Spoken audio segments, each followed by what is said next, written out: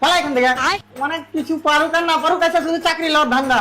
সালা মনে হচ্ছে প্রধানমন্ত্রী সিট পাইলেছে যে বাইরে এসে চা বিক্রি করবে করে এসে সিট পাই নেবে। স্যার জি হ্যাঁ চাকরি হবে। চেহারা দেখে চাকরি পাবে নাকি? যদি চেহারা দেখে চাকরি পাই তো বিশ্বাস করো তুমি আর চাকরি পাইতাক না। হ্যাঁ এটা তুই একদম ঠিক কথা বলিস। মুখ সামলে কথা বল, তাহলে তোর মধ্যে একটু ম্যানার্স নাই নাকি? কে জানি স্যার, জানি না, শরীরে অনেকদিন ধরে চেক আপ করিনি। আবে ছাপা চোদা, তার মানে তোর মধ্যে একটু বুদ্ধি নাই। ঠিক বলেছেন স্যার, ওই লেগে তো ওরা বলছি যে আমার মুখটা তো হলুদ হয়েছে কেনা।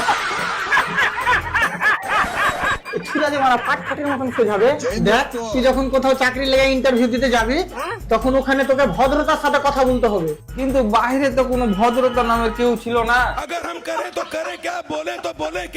একটা মোটা করে কালো পাঠার মতন দেখতে লোক ছিল, ওই বললে ভিতরে চলে যাও।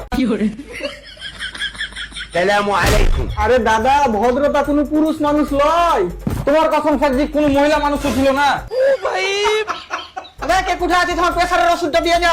আরে তুই পালা এখান থেকে। হ্যাঁ চলে যাচ্ছি স্যারজি, কিন্তু যে ওষুধ গুলা খাইলে ম্যানার্স হবে ওই ওষুধ গুলা কোনটা পাওয়া যায়?